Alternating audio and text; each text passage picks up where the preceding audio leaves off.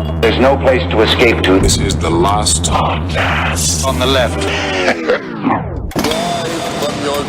That's when the cannibalism started. What was that?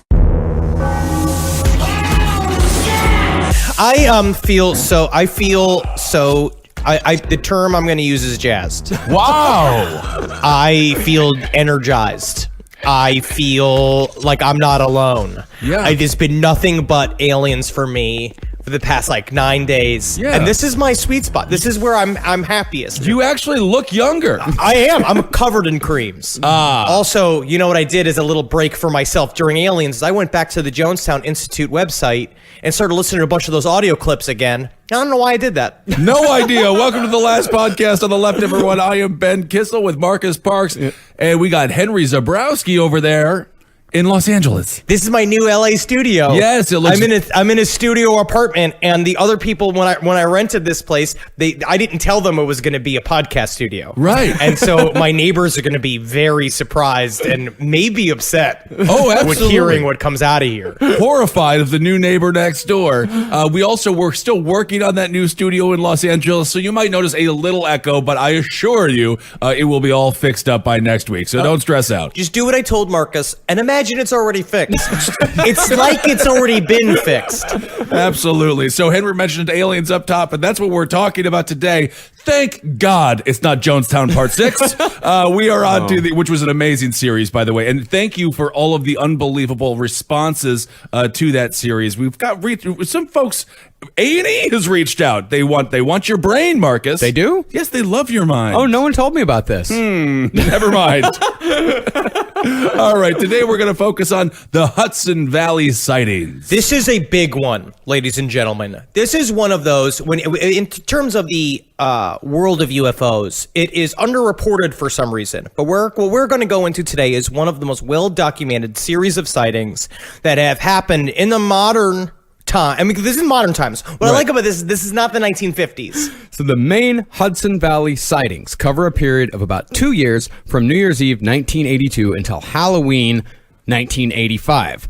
Mostly in upstate New York, but also in Connecticut, just a short drive away from right here in New York City. Oh, I thought you were going to say the WWE headquarters. No, never them. But Depeche Mode is pumping through the radio. I already feel it. I'm back there, man. Oh, yeah. Motherfucker, I got a denim jacket on, and I do have a denim jacket now. And then my hair is thicker then because I was 1 year old. Yep. I'm thinking about walking 5,000 miles to meet somebody because I don't have a car, which is probably why she doesn't like me. It's estimated that in those 2 years, up to 5,000 people witnessed the aerial phenom, sometimes known as the Westchester Boomerang. Also sounds like the worst professional wrestler of all time who immediately broke his neck. I think a Westchester Boomerang sounds like a good name for a burrito served at one of those shitty little strip malls because it keeps coming back. Ooh. Don't worry, it'll come back. And my grandparents lived in Westchester. So my horrible grandmother was a vampire, lived in Westchester. And so this shit happened in our lives, which is one thing that's very interesting about the Hudson Valley sightings is it's an hour north of New York City. Mm-hmm. Okay. Now, in contrast to terrifying UFO stories like Communion or Fire in the Sky, the Hudson Valley sightings are closer to close encounters of the third kind. All right. Which is the reference point used again and again when describing the craft scene. This is the kind one. Mm-hmm. This is a kind series of UFO sightings. One point of I think this episode is a part of what I like to do sometimes is really sit back, just stoned as all fuck. Because now what I do is I got CBD cream and I rub CBD cream all over my back and my chest. What's CBD cream? It's the shit. It's God's love. They put in a weed. God's love's in it. And you put it all over it. It makes your whole body numb. I eat a couple of edibles. And then I smoke a fucking bowl, right? And I got this super powerful indica I got from our new shop because it was super recreational. Fuck yeah, you pieces of shit. Uh-huh. And I sit back and I roll back in my mind and I imagine these gigantic UFOs coming over, and it's fucking awesome. Expand your consciousness, you pieces. Of fuck. Well, and that's the difference of when you're going and studying to become a MUFON agent versus when you're studying to become a doctor. You actually have to be sober for one of those, and it's certainly not the former. Well, the thousands of people who saw this craft and the hundreds who spoke about it said a slow-moving football field-sized object moved slowly across the night sky, flashing lights on multiple occasions. Cool. One witness said it was so big it looked as if it was a floating city, 6 stories high. He may have been the only person to use that simile, but hundreds more testified to that size. Wow. He was in a creative writing class. Yeah. But it's true. These sightings are awe-inspiring. The people who saw them, a lot of times their lives were changed. They saw these things and it really popped their worldview open. But the thing is, it's very underreported, mainly because we're going to see it's because of the way it was handled in the years after the sightings that it discredited a lot what people were talking about. But at the time, thousands of people came out and said that, imagine that, take a football field, right, put it up in the sky, and imagine this fucking gigantic, what they said at the time, it looked like a boomerang of lights, but then there was a giant black amorphous shape that just blocked out the stars all around it, just like float up there. And that's going to be like, what? Like, now, what the fuck? Is it possible it wasn't a football field, but in fact a basketball court and the Monstars were playing? Is that possible?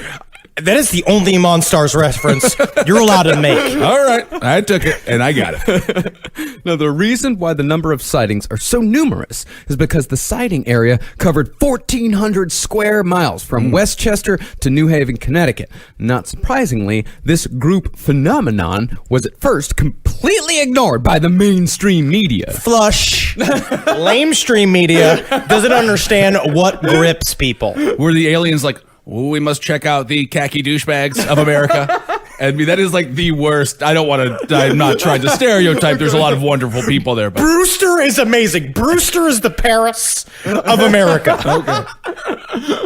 Nor was this taken seriously by the scientific community, much to the chagrin of the 2 UFO investigators who went all in on the Hudson Valley sightings. Dr. J. Allen Hynek and Phil Imbrogno, co-authors of the book about the sightings, Night Siege. cool. If you are a UFO enthusiast, I'm going to use the term enthusiast. Night Siege belongs on your bookshelf. It is a seminal work of paranormal investigation. J. Allen Hynek put his whole dick and balls in this thing.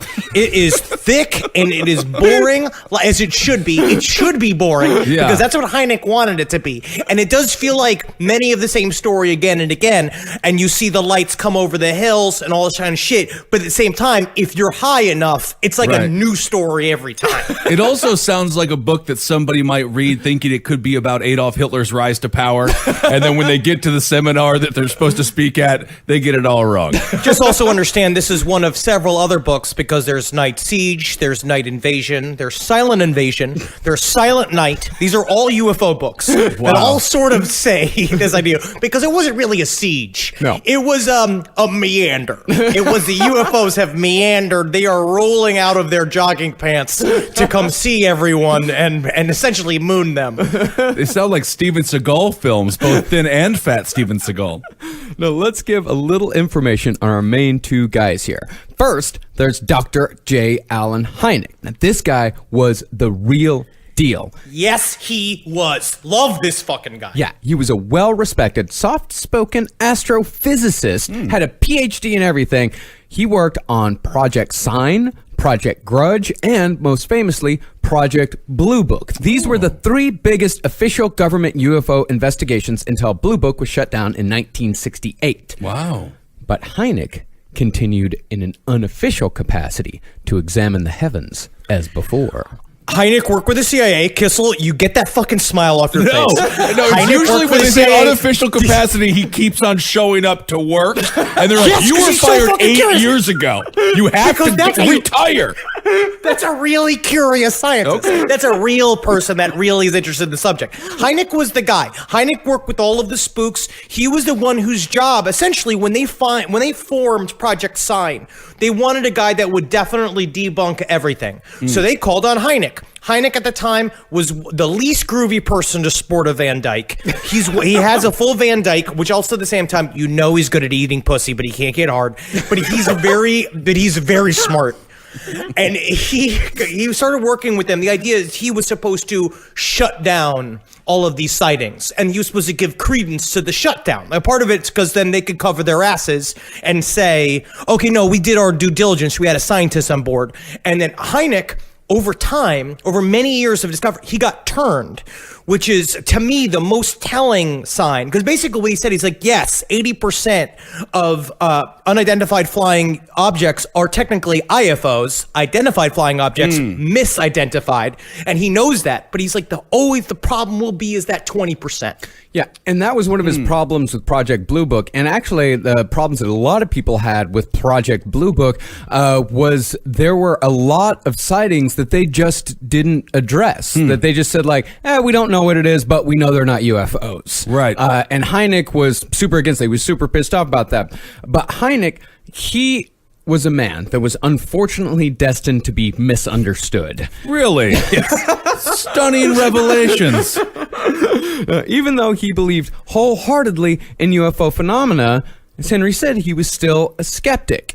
And it took decades for him to be convinced that UFOs existed. He never fudged facts, and he always went with the evidence. And in fact, it was Dr. Hynek who first used swamp gas as an explanation for UFOs. He did technically try to pitch to Hershey Chocolate a thing called Fact Fudge, which is supposed to be little pieces of fudges with trivia wrapped around them, and they said, "Get out of here, you fucking nerd!" Oh man, that would be good. So he's somewhere between Art Bell and Neil deGrasse Tyson. Man, Ooh. that's not a bad way to describe him. Hey, actually. all right. Except he's not as insufferable as Neil deGrasse Tyson. I know what is. Well, I get it. You're smart. It's like, ugh. But no, Hynek was the one. He came up with fucking swamp gas, and his term. What he said was the swamp gas.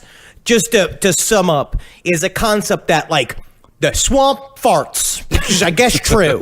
That because plants decompose and shit, and frogs fart. This is Are you just sure me you running got this with one nailed down? Listen, but the swamp bubbles come up and they ignite. Those are frog farts. Yes, it's like a frat. It's like, imagine if the top of a swamp was a big old fraternity and farts were getting lit on fire by friction. Our next speaker is Henry Zabrowski. He's going to explain the auditorium swamp gas. Henry, I'll tell you everything you need to know. The whole building's gonna collapse. But the swamp gas would ignite, and then what he said is that the pockets of it would ignite in a row, and it would look like a moving object from far away. And so he used that as the default. Like, this is how we're going to explain away a bunch of UFO sightings. And after a while, I mean, he was being pressured to do this. And according to Hynek, the reason why he was being pressured to do this was specifically by the CIA. And what he said is that at the time, it's interesting because nowadays we view the reason why that they don't do disclosure about UFOs is because they're afraid of the population's reaction to the truth about UFOs. But the CIA was actually more concerned that the UFO craze would be hijacked by the communists in the 50s, and that they would use that as a way to destabilize America. Which is, if you believe that Area 51 book, was what happened was a bunch of mentally handicapped people with plastic surgery were sent over by Stalin, and that's what crashed into Roswell. And I don't know if that's true either. Yeah, there's a good doc on Area 51 on Netflix right now. Yeah. And for more on the mentally challenged people crashing in Roswell, be sure to go listen to our Roswell series.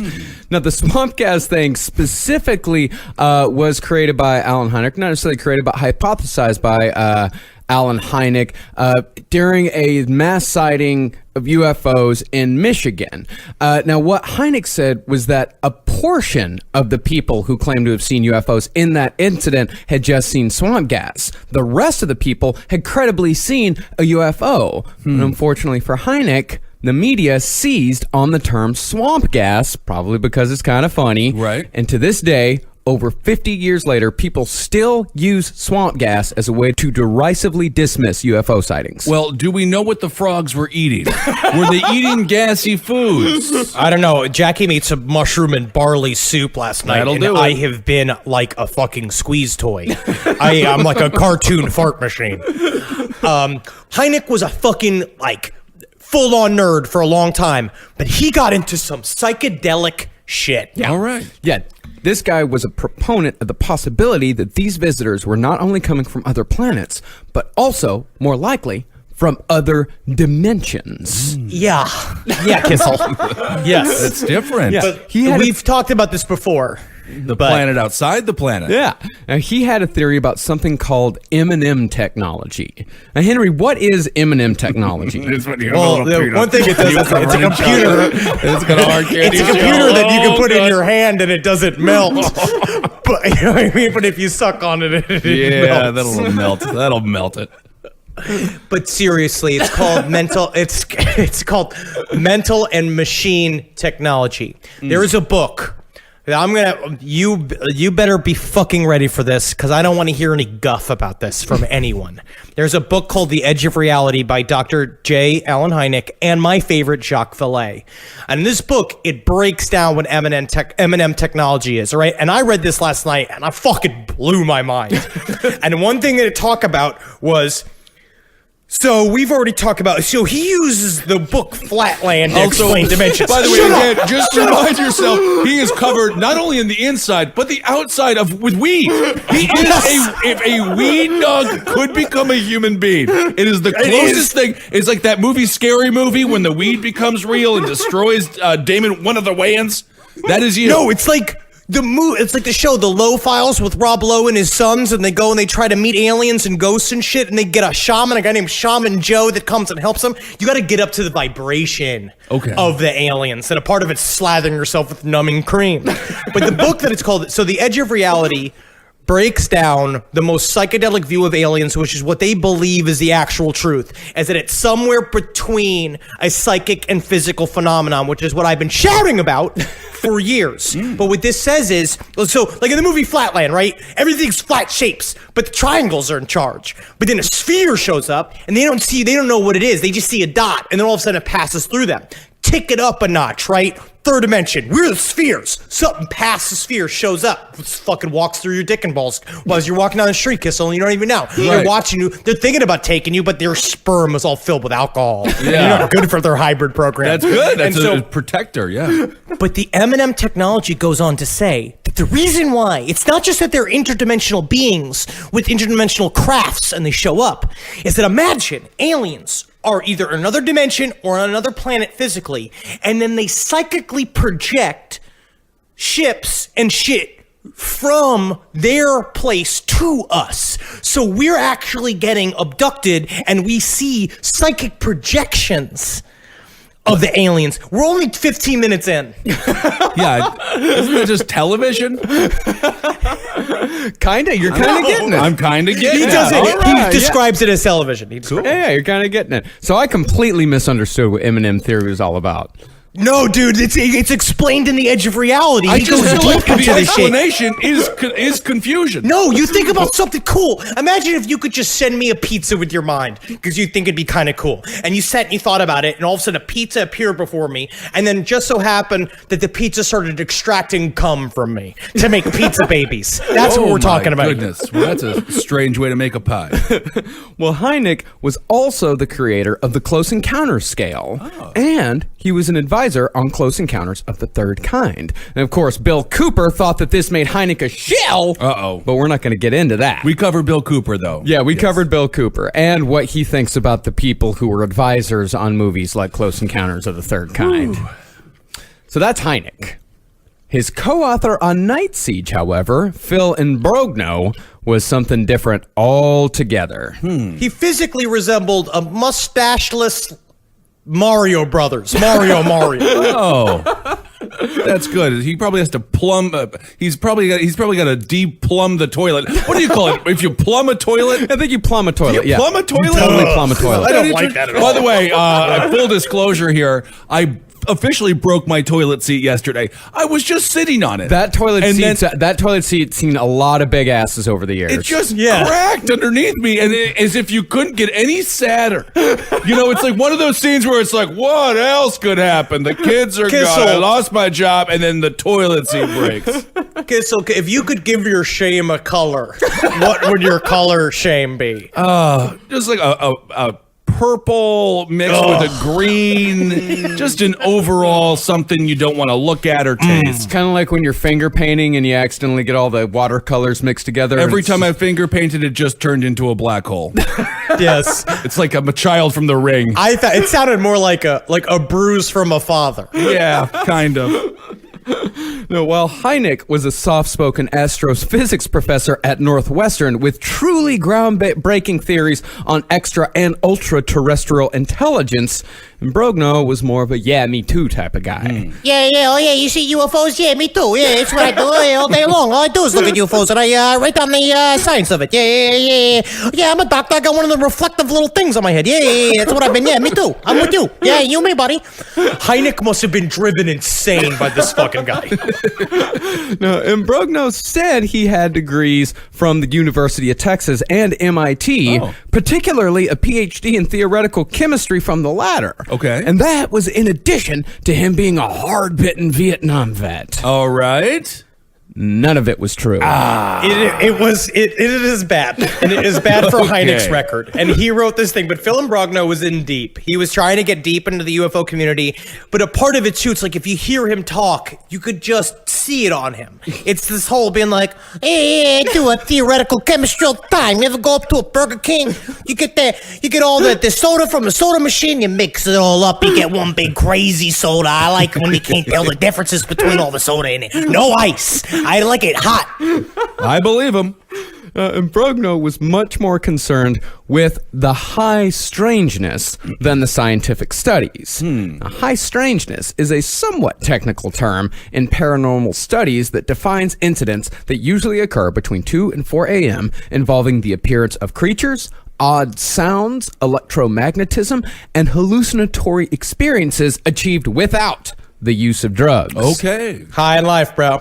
I was sitting in bed the other night. So, as invariably happens every single time I am deep in the middle of an alien episode, I have very intense abduction nightmares. And so I was sitting, I was in bed and I snapped awake and it's 2:45 and I had just read a whole thing about high strangeness from being from 2 to 4 a.m. I look over at the clock, it's 2:45, I'm there. But I'd also just read this abduction account where a guy was talking about how he was asleep in bed and he looked over, a lady was in bed and she looked over at her husband and she felt there were presence in the room, but the husband was asleep, but he had this snarled look of pure fright on his face and his eyes were completely open, but he was asleep. And Natalie was in the bed facing away from me and I didn't want to wake her up because I felt like there was something in the room. Right. I think because that was how much cream I was covered in. Yeah. And I didn't want to wake her up because I was so afraid that if I pulled her over, she'd have that like look on her face, and then aliens would be there. And then what the fuck am I gonna do? Not do this episode, that's for sure. Very traumatized. It's like that YouTube short. There's a great YouTube short with a scary woman in bed. Remember that? Yeah, Phone Lights call? Out. They made Lights a whole Out. movie out of it. They did, huh? Yeah. Huh, Not I see good. that. Yeah. Not good? Not good. Yeah, you don't got to expand it. Yeah. Well, that shit that Henry was just talking about was precisely the type of thing that Dr. Hynek wanted to avoid. Oh. He believed that it was already hard enough to get people to take UFO studies seriously without muddling the whole thing up with reptilians and greys and Mothmen and all that bullshit. Sure. Unfortunately, though, Imbrogno's bullshit in both his high strangeness claims and especially his fake credentials, which were absolutely revealed. Both of those things have worked to discredit the Hudson Valley sightings, as well as sully the good name of one of the most credible of all UFO investigators, Dr. J. Allen Hynek. Did Imbrognos? Imbrogno. Imbrogno, did he wear lanyards that said what all of his credentials were at all times? No, but he primarily wore starter jackets. Good. Now, I don't know exactly how these two got together, but I think it's because Hynek was the founder of the Center for UFO Studies in Chicago, aka CUFOS. Stop laughing. You stop snickering. It just sounds like a horrible diet food. And Imbrogno happened to be a rather active and enthusiastic member of the upstate New York chapter where the Hudson Valley sightings happened. And Imbrogno was just fine while Hynek was still alive to temper him. Well, Hynek was still around to go, let's not talk about all that Yeah, shit. chill out a little bit. But as we'll see, even after death, your good name can be ruined by the associations you have with idiots when you're alive. Okay. So that's the discussion of our players. That's the introduction to the two men that would blow this wide open. Now we're going to get back into a time machine. Now imagine you're sitting in a I'm going to say a big old beanbag chair with a clock on front of it. Yeah. And you're got your feet up in holsters like you get at the gyno if you've ever seen them, or if you do gyno play with your loved ones in your bedroom. I don't know what kind of weird reveal that was. Good Lord. Dr. Zabrowski, the patient will see you now. Take the clock in front of you, set it all the way back to New Year's Eve, 1982.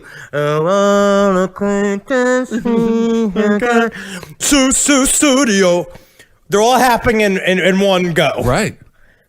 And we're going to go to the first ever Hudson Valley sighting. Okay. This occurred just before midnight, New Year's Eve, 1982.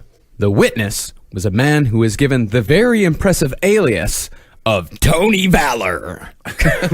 Or Tony Valor. And Tony Both of them. It works both ways. Tony Valor and Tony Valor are two very different people. Yes. Yeah, I Tony mean- Valor works at a hair salon, and Tony Valor is the guy who's just mopping up at the end of the night at the hair salon because he has a made-up name because of the crimes in his past. Yes, and although he is always fully clothed, never a zipper on him. He's a button guy.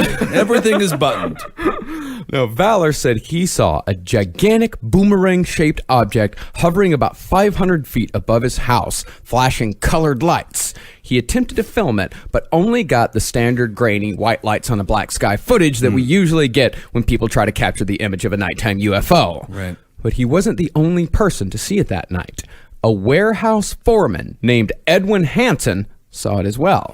He said the object shined a spotlight on his car, flooding it with light and scaring the hell out of him.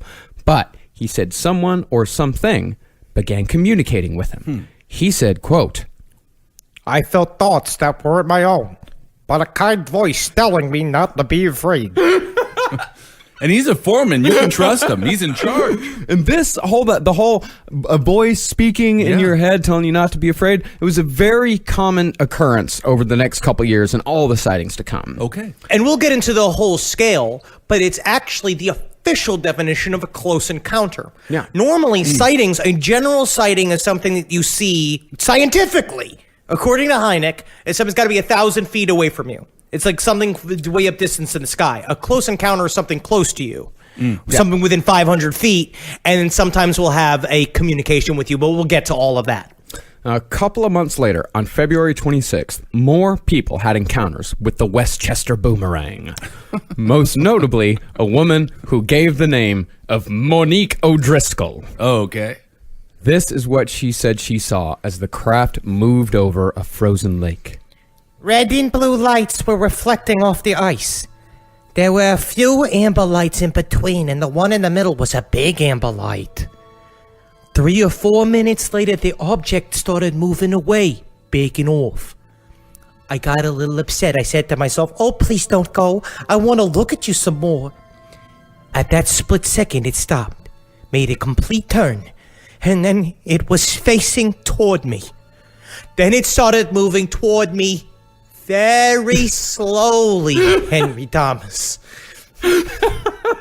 It sounds like an episode of like All in the Family or something. Well, remember, all this takes place in upstate New York City. Right. All this is all in Westchester. Right. So there's all just people that sound like my family. But at the same time, this fucking crazy. I can't imagine seeing, like, I try to put myself in this spot of like looking up and just seeing this huge silent object. Right. Just coming at you, and it seems to be responding to your thoughts. It's communicating with you. Okay. And again, this phenomenon was witnessed by more than one person that night. As Monique stood watching the UFO slowly move away, a car full of kids pulled up. And when Monique asked them if they'd seen the object, they said they'd been tracking it for miles, adding that nobody was going to believe what any of them had seen that night. Wow. Now, how old are the kids here? 6, 7 years old? We're talking little They're rascals? all in the car. Yeah, it's the little rascals. They stole a car. Okay. Well, that's interesting. fully You can armed. trust them. Kids It's don't all- lie. But also think about that. It's like she's having a close encounter of the third kind, and then Stranger Things just shows up. Right. Like the whole plot of Stranger Things just walks into her life. Yeah. All right. The largest number of sightings occurred just a month later on 2 separate nights in March of 1983. On March 17th, the craft appeared in the night sky near Interstate 84. It was so visible, so large, that highway traffic stopped to a standstill as people got out of their cars to take a better look. This is hundreds of people we're talking about here. Honestly, dude, it's crazy. And there are cops that are involved, and you literally, the whole Tacoma Parkway in 84 just shut down, and cars are just pulled to the side, just all of these group of people just staring at this fucking thing hovering over them. Wow. Yeah, and about the object, a county clerk named Dennis Sant said this. It had numerous lights from end to end, red, green, and white. There seemed to be an amber light coming from it. This was in sequence, from one end of the shaft to the other. I remember saying to myself, I wish I could get a better look at it. And as I was thinking that, it made a 360 turn, swear to God, as if rotating on a wheel, stopped, and started to float in my direction. Like what I imagine being like with Susan Sarandon in the room, because she is ethereal. She is. This is scary stuff. I'm going to say it. Yeah, another witness said this. It was a very large V-shaped object of very massive size. I watched it from the time it left the I-84 until the time it hovered for approximately 3 minutes, and at that point all the lights seemed to intensify. I don't know if additional lights came on or if some of the same lights got a great deal brighter, but it was maybe 3 times as bright. It illuminated the whole area. It seemed to be about the width of a football field, and it was a dark, very gray metal. Cool. 1 week later, the craft returned. Thousands of people reportedly saw the Westchester boomerang in the sky once again, this time in an area of Westchester and Putnam counties 3 miles wide and 12 miles long. So many people saw the UFO that night that the local police station switchboard was completely unavailable for emergency calls. Whoa. So people are getting murdered. Yeah, that's There's a good day to literally rob like a bank, churches I guess. burning down, a bank is getting robbed. My It's a great goodness. idea for honestly, that's a fun idea almost for a heist movie. Right. Of all of this shit going on in the town while there's a massive UFO just slowly coasting over the city. Exactly. Now, despite this, one local police officer shrugged the whole thing off, saying, "Stable people don't report UFOs." Meanwhile, he's crying because he didn't get his fucking hot dog whistle like in the Santa Claus. Now, since 2 groups of people, 15 miles apart, both saw something at the same time, it's speculated that there could have been 2 UFOs in flight the night of March 24th. Either way, the object was massive. Cool. This is what a bus driver from Carmel, New York said, a guy named Mark Galley. And you trust him with your kids. Absolutely. And bus drivers have seen some shit. Oh, absolutely. So if they're impressed by anything, Yeah. I think it's big. Oh, my God. Because they've seen people just bleed out, guys with their dick out, all sorts of. I don't know what else happens Tough on a bus. job. I try not to use it. I said to myself, I wish this thing would come back my way so I could get a better look. And as I did, it started drifting towards me as if it was responding to my thoughts. I then got back in the car and left as the UFO approached because I had the feeling it was watching me. It was as big as a football field. I hit the gas pedal and sped away. I was upset and frightened. All right. Speed 5. Yeah, That's speed 5. Get away from the UFO. The first reported sighting that night occurred at 7:30 p.m. The last came 2 hours later. It was 2 hours of sightings on one night. Now, even though the mainstream media ignored the sightings at first, the Westchester Rockland Daily Item was not so quick to let a big story slip through their fingers. And a hero comes along. They published a front page headline that read, "Hundreds claim to have seen UFO." And who should see this but a mailman in Port Chester, New York. And who should this mailman deliver mail to but Dr. J. Allen Hynek and Phil Imbrogno? Wow. Whoa. According to Imbrogno, he and his colleague were walking down the street when their mailman came up to them and yelled, Hey, did you hear about it?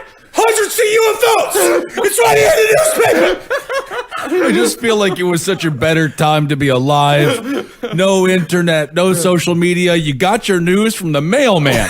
who yelled it at, chased you down the street yelling it at you. Hey, buddy, you hear about them UFOs?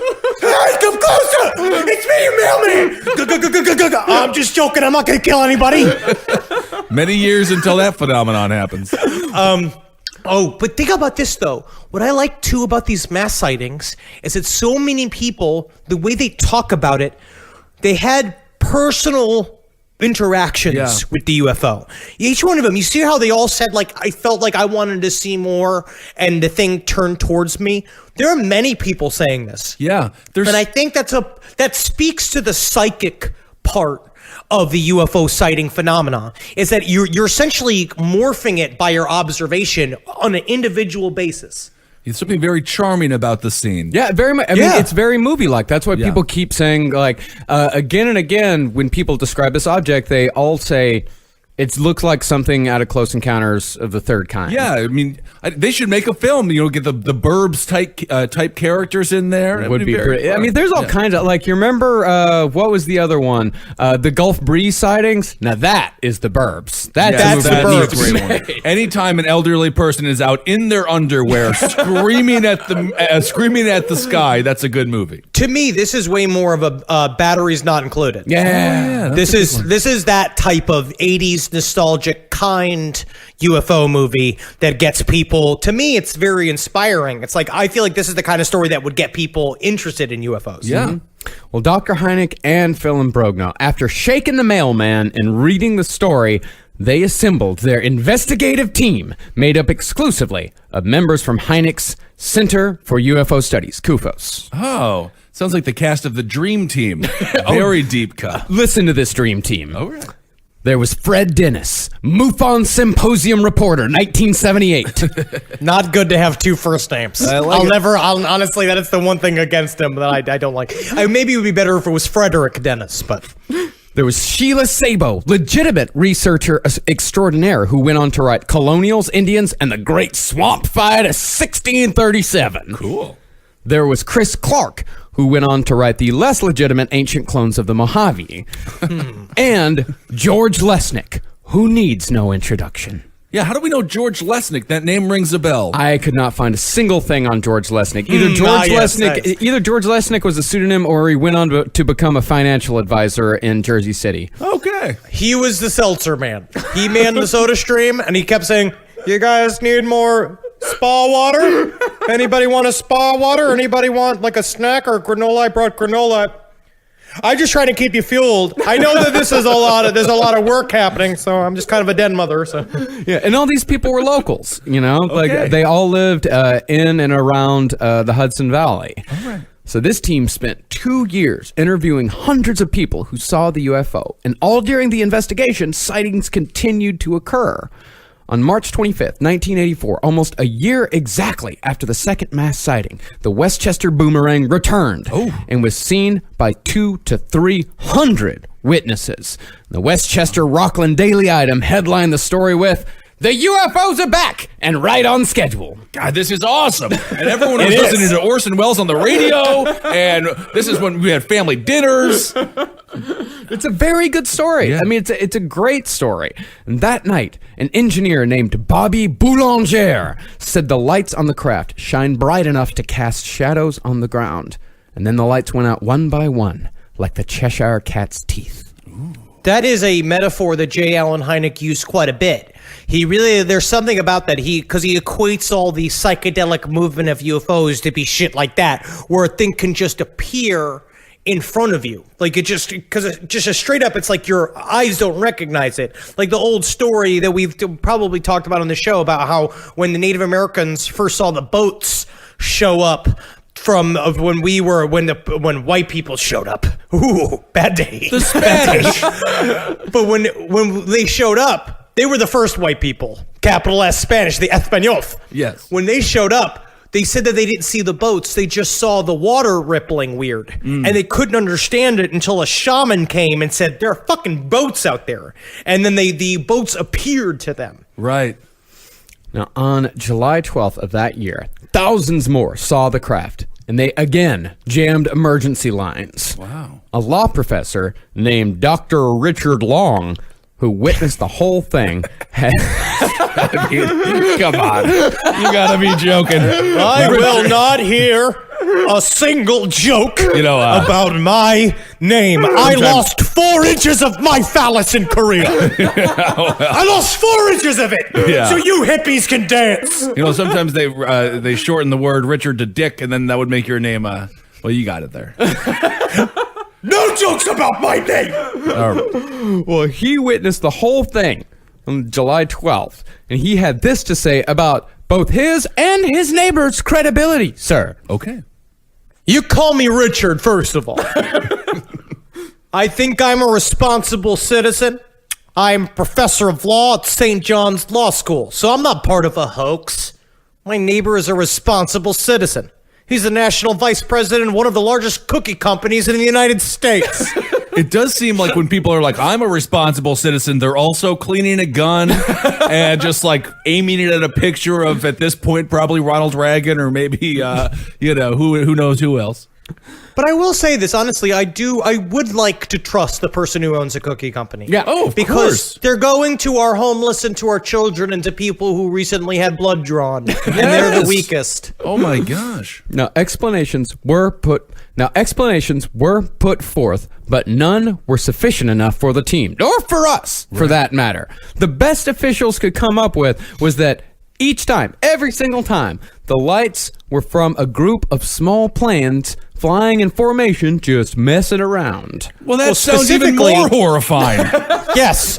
Well, they said a lot of times, they said on several nights specifically, I believe the March 24th night in particular, there was massive wind gusts. There were 30-mile-per-hour wind gusts happening. And the types of planes that they said that were being used are these things called ultralights, which are essentially lawnmowers with wings on them that kind of float. They're single-person riders, and they would not be able to stay in formation the way they did. And also, they try to blame it on planes, but the way they talked about how the lights would rotate on a wheel was you have to be such an expert pilot to even think about doing that, and then to fly so close together, it would be very difficult. Right. And a bunch of pilots on those ultralight planes actually tried it one night. How'd they do? No one reported anything. Better or worse than Harrison Ford? Because that man cannot keep a plane in the air. It's remarkable. Well, furthermore, an actual videotape, besides the one we mentioned earlier, exists that shows that although it is not conclusively a UFO, the lights are definitely not coming from planes and almost certainly coming from one solid object. All right. And then there's the reward. The investigators offered $1,000 reward for proof that it was all a hoax, and nobody came forward. $1,000 is a lot of money. I mean, it's a lot of money now, but like in 1985, that's a ton of money. And you would think someone would just come forward with whatever explanation for $1,000, make something up. Nothing at all.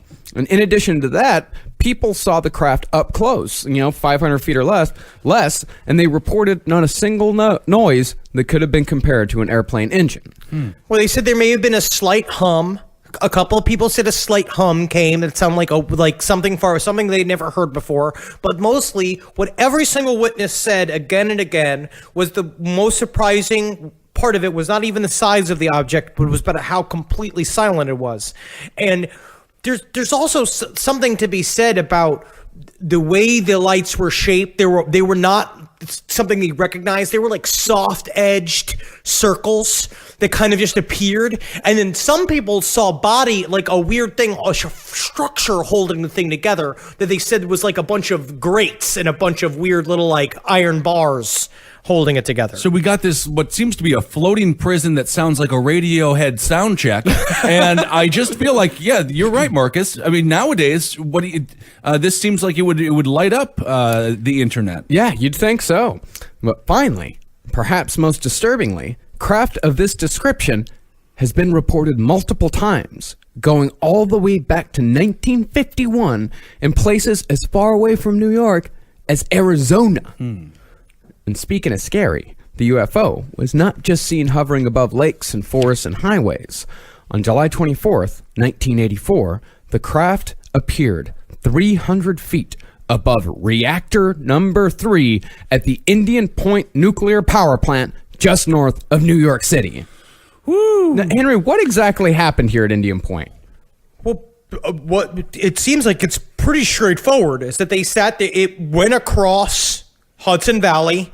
The video that we have from it. Do you remember the last name of the man that did the video? It was like Oschio. Yeah. He's a crazy Italian name that did the video. And the video, it's like it's pretty cool. It's pretty cool looking. It's pretty legit. Maybe I'll post it to Twitter or something so you could see it. It coasted over the parking lot of the nuclear power plant. And there are a bunch of security guards are out there just on their daily duty. We're like, what the fuck is that? They have no idea what it is. They call up the radio all the way. It goes all the way up to the top. It goes all the way to their boss, and they're like, "Well, just don't say anything. Don't acknowledge it. We're gonna watch it and see what happens." It hovered above the parking lot and then turned like on a wheel again and went right over reactor number 3, which was the only one that was active at the time. And all the alarms went off. The security system shut down. This thing is just hovering above it. Meanwhile, it's like, they're staring at this shit. And it is not confirmed, but the one guy that was talking to them said that their lead officer commanded them to fire at it, and several people shot bullets at this thing just to kind of see how it would react. And it just sat there and then floated off. Well, that'll work. Just shoot at it. But there's just a one in a long line of what seems to be aliens being obsessed with nuclear power. And there's a lot of people that believe that that's the reason why Roswell even happened, because essentially once we gained control of the atom, we started arousing intergalactic attention. Ooh. So shortly after the sighting at Indian Point, Hynek and Imbrogno got a call from a guy who claimed that he was an NSA employee working on UFOs in, again, an unofficial capacity. Essentially, Now, he said it one was thing his I will- hobby. Okay. Yes, yes. But this is the one sad part about UFO investigators as a whole. They are, in a word, exceptionally gullible. Right.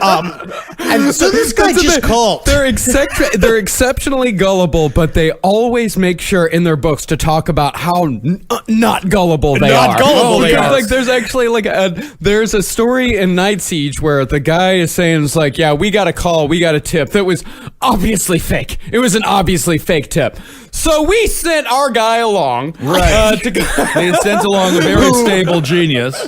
I'm going to say they sent George Leston. George Leston got sent. I'm going to give them the credit that they at least sent him. They sent Seltzer Boy out.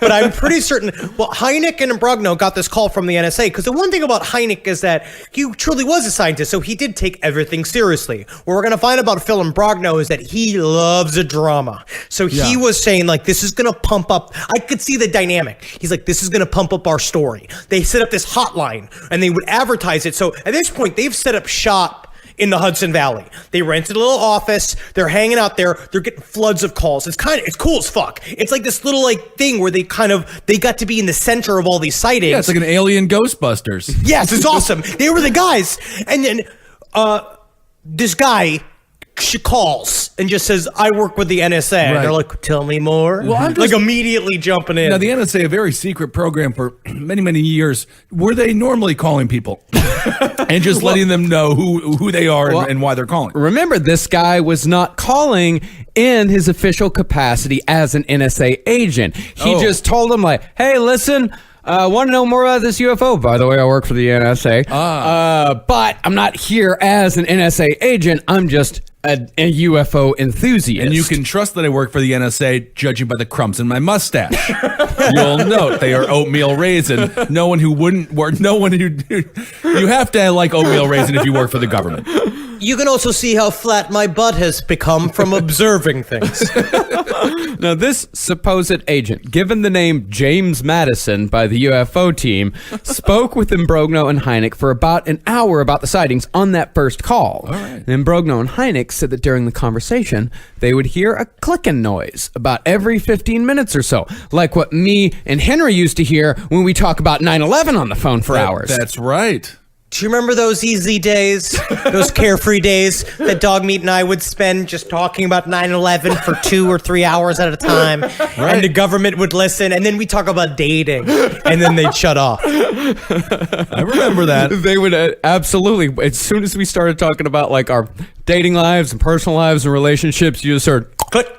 Look out. Oh, we're fucking boring you now? Oh, this is boring to you? Now, over the course of that first conversation, they learned that Madison had top security clearance and specialized in satellite intelligence, or so he said.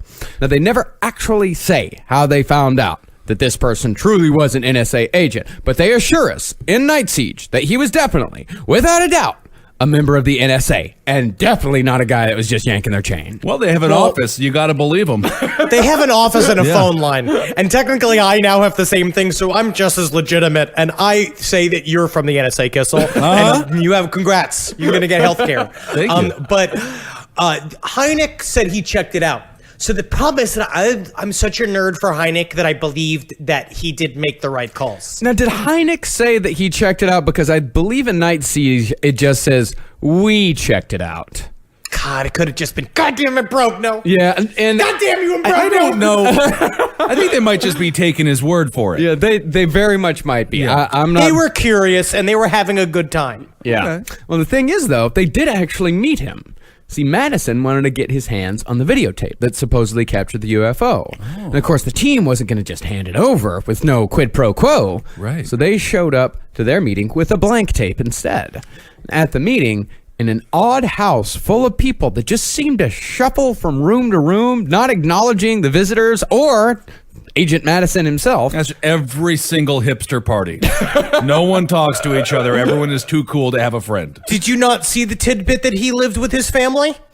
Well, the tidbit, I wasn't sure if it was his family or I thought they said that it was he lives just with his weird It people. said he lived with his mother and his brother, and they showed up to this guy's house who said he worked for the NSA, which I gotta believe you're making at least 45 a year. I would think right? so. Working for the NSA, and so he's living in with his mom's basement.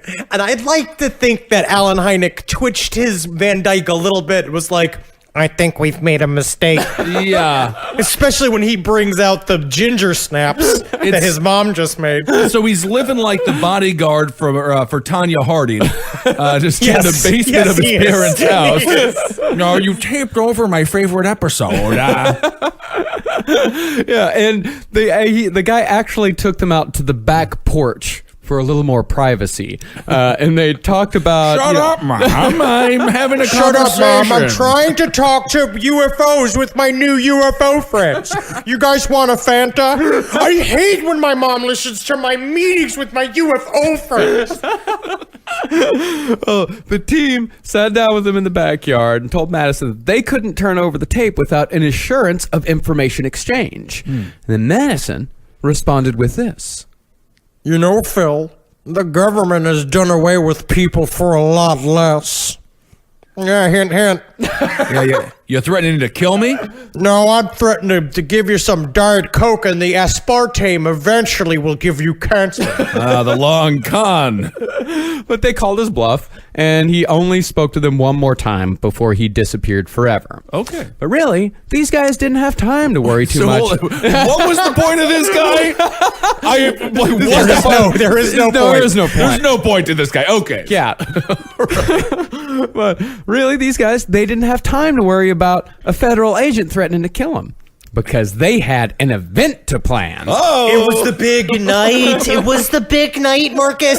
They went and they were so excited because they needed to put together a conference. And there's one thing that UFO guys love more than anything else in the face of the world is throwing a conference. Because then it's the nerdiest way of bringing people to a party. You don't have to go to a party. You just have the party. Right. And then you get snacks. And so they went looking for what they were like. They sat and there was a whole section of the chapter of Night Siege. So they're like, and we needed to figure out the proper place to hold an event such as this on a momentous event, and we found the perfect place. Henry Wells Middle School. They were obsessed with it. Okay, they loved it. So this is the montage scene where it all happens Yes. very quickly, Yeah. and they're listening to everyone's working for the weekend. Oh yeah, They work together.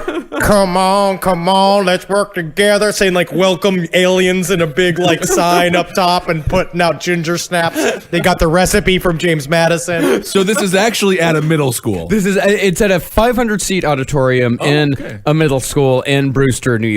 And this actually doing this whole conference thing, it turned out to be the right move because now the press had an actual event to cover rather than just people saying, "Hey, I saw something." The UPI wrote up a story and sent it out on the wire, and pretty soon the team's UFO hotline was ringing off the hook. And with anything like that, they got a couple of strange calls.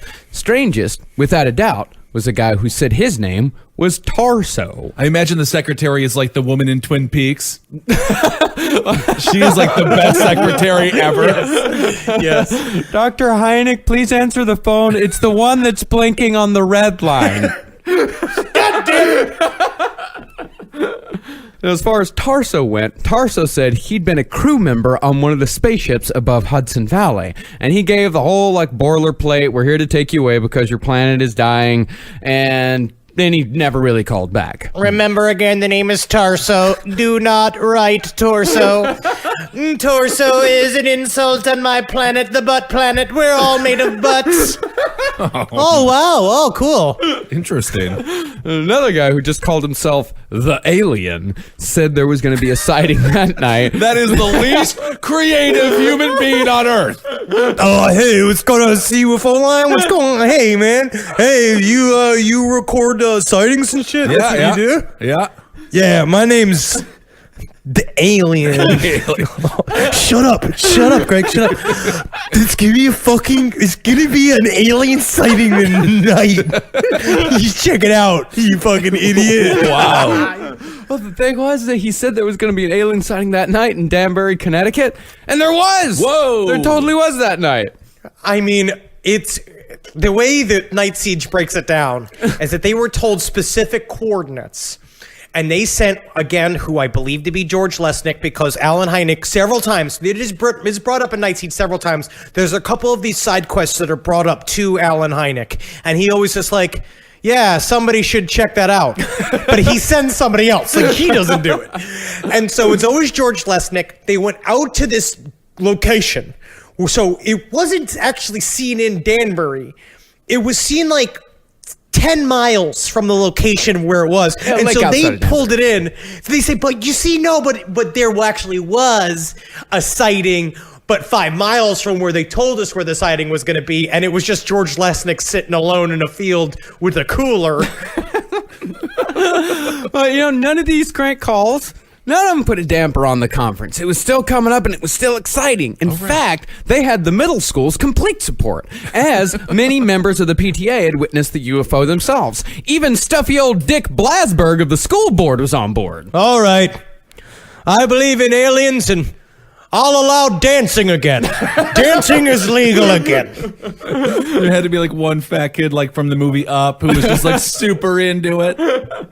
Remember, the auditorium they reserved held 500, which the team actually considered to be way too large. Yeah, so they're it's like, a lot. oh, Jesus, we're going to have maybe half that.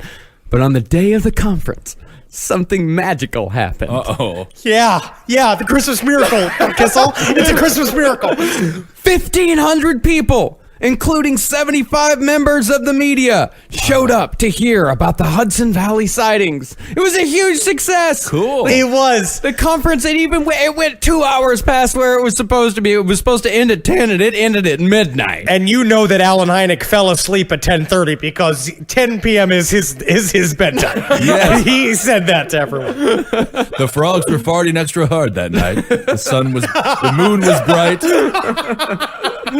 And I don't know if this is true, but Imbrogno claimed it was undoubtedly the largest UFO meeting ever held in the U.S. And in 1985, maybe it was. Could be, yeah. It was possible. My question, Marcus, is: did it say anywhere that they raised any money to maybe pay any of these staffers or do anything to help their research or anything like that? I think you know the pro bono nature of UFO investigators. Yeah, I think I do. It seems to me they just ask for a lot of money, and then because they don't make any, they need to figure that out. Yeah, might have taken a loss there. And so, soon after, all of the data and interviews were gathered. The book was pretty much written by a fella named Bob Pratt, as Imbrogno is a terrible writer, and it was all published under the name Night Siege. And unfortunately, soon after the publication of the book, or possibly before the publication of the book, it was definitely the same year, Dr. J. Allen Hynek died of a brain tumor at the age of 75. Check, Oh, please. well, that's- Good luck on the other side, Dr. J. Allen Hynek. Yep. Absolutely. 75, good age, you know. Good age, but double unfortunately. Phil Imbrogno, now given legitimacy by working with Dr. Hynek and having a book with his name right next to one of the most respected UFO researchers in history, figured it was his time to shine. All right. Now, that's the thing about legacy. And I think we're learning a lot about that as a country right now in terms of, like, when someone takes over another previous person's job and they can just fuck it all. Just do whatever the fuck it is that they want with it. Just run wild with it. Yeah. That is what Phil Imbrogno did. Phil Imbrogno cherry-picked a couple of ideas that Hynek, after decades of research and talking to some of the smartest people in the world, working with the government, shit that he was still just playing with. Like, the book, The Edge of Reality, plays with some of the most fucking highbrow, ridiculous philosophical ideas, and then he gave it to the Bob Hoskins-shaped Phil Imbrogno to just do whatever the fuck he was going to do. Henry, I got to ask you, whenever you mention the book, The Edge of Reality, are you contractually obligated to hold it? Because it's an audio medium, and every time he mentions it, he makes sure to present it to Marcus and I, just so we know that he has the book, he has thumbed through the book, and he intends to read it further. It's very good. Well, I also, I kind of have some questions about, like, the publication of Night Siege and Phil and Allen Hynek's involvement in particularly, like, the last couple of drafts of it. Because, the man died of a brain tumor in 1986 at the age of 75, and I'm sure that was not something that just showed up and happened. I'm sure it was a long process. So I'm not sure how much Hynek was involved in, like, the final drafts of Night Siege, especially because there's some things in Night Siege that I don't know if Hynek really wanted in there. Because, like, as we said earlier in the episode, Hynek and Imbrogno's theories on UFOs dovetailed, meaning that Imbrogno was influenced by Hynek's other dimension theories, but they wildly diverged when it came to the aliens themselves. Okay. Hynek didn't like talking about abductions. I have a little bit of information on that. Is that it seems like Hynek was way more in and out during the Night Siege time from 82 to 85. He was in and out because he's always kind of doing speaking engagements, and he was writing, and he was still working with the government and various universities. He was still doing shit. And it seemed like, yes, Phil Imbrogno ran with his shit. And a part of so in the beginning of this whole series, like the difference between the Hudson Valley sightings and the Phoenix Lights, which is the other one of the most famous mass UFO sightings in the world, is that the Hudson Valley sightings came with a lot of abduction material that comes with many people seeing UFOs. You're going to see that a lot. A lot of times what we saw with Gulf Breeze, what you see with many different stories, is that if people see a UFO and they feel that they speak to it, a lot of times abduction stories follow. But what we talked about is that Hynek said, I don't want to cover the shit. When Phil Imbrogno just barely held back. Phoenix Lights also the only basketball team to beat the Harlem Globetrotters. Very good basketball team, the Phoenix Lights. Well, for an example of how these two guys diverge, let's go through Hynek's encounter scale. All right. Along with Imbrogno's later additions that happened after Hynek died. A close encounter of the first kind is a sighting of a UFO at close range within 600 feet. The vast majority of the Hudson Valley sightings were of the first kind. The second kind is when a UFO leaves a physical trace, like burns or depressions in the ground or broken tree limbs. A close encounter of the third kind is when a person actually sees an alien creature outside of the spacecraft just kind of milling around. Those were the only 3 encounters that Hynek intended. Okay. Others added more. The classification of the fourth kind was first added by an associate of Hynek's and Henry's favorite, Jacques Vallée. He said a fourth kind encounter was when a witness experienced a transformation in their sense of reality. Yeah, fucker. Yeah, dude. But that's like this shit when the alien picks you up and then you come back down, and then you can play piano, or or when the alien comes up. This does happen like that. You incredulous bastard. I believe the it. alien. Or also when someone's been probed or has got an implant put on them, the negative side of it as well. Right. Sometimes people wake up from comas and they know how to speak other languages. Yeah. And they can play a whole series of different things with their feet. Oh yeah, I've got a whole theory of the collective unconsciousness on that, which also plays into Henry's alien theory. Maybe someday we'll work together on that. I want us to spend our elderly years. I've already explained this to Natalie. There will be a time when I go on a knowledge-seeking quest, and we leave everything behind, and we will go and we will write our philosophical books, Marcus. Yeah. And we'll get hot stone massages sometimes, Yep. and we'll be together, and we'll go on a lake, and we'll go on a boat. Sometimes we'll get drunk, and then we'll fish, and we'll write. Yeah. God, it sounds beautiful. I think it's going to lead to a strange death. I don't know exactly what it's going to be, but it's going to be anticlimactic. Yes. I'm going to just fall in the kitchen and just bash my head on the counter, and then he's got to deal with my body. Yeah. Now, Jacques Vallée's classification of a close encounter of the fourth kind is pretty legit and falls in line with Hynek's own hypotheses. Imbrogno, though, goes a little trashier with it, as Imbrogno tends to do. He said a close encounter of the fourth kind is an abduction against the witness's will, which I suppose could be an interpretation of Vallée's hypothesis. Then there's a close encounter of the fifth kind. That's when there is a meaningful communication between humans and otherworldly intelligences, usually through channeling an alien intelligence through another human. Oh. And needless to say, Imbrogno and Hynek had pretty opposing views on what the focus of the Hudson Valley investigation should be. Dr. Hynek, the actual scientist, wanted to keep it firmly in the CE1 category, Close Encounter 1. Okay.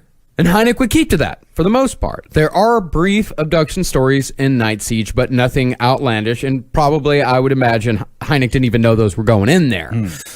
After Hynek died, though, Imbrogno would skip CE2, blow right through CE3 and 4, and plant himself personally right in the middle of a CE5. Oh, my goodness. Loves a drama. Loves drama. Now, 10 years after the publication of Night Siege, Phil Imbrogno published a book with a woman named Marianne Horrigan called Close Encounters of the Fifth Kind.